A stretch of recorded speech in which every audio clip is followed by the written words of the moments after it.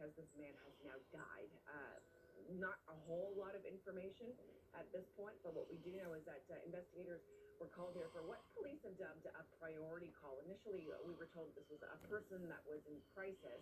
The Special Investigations Unit telling us that police were called here for a disturbance.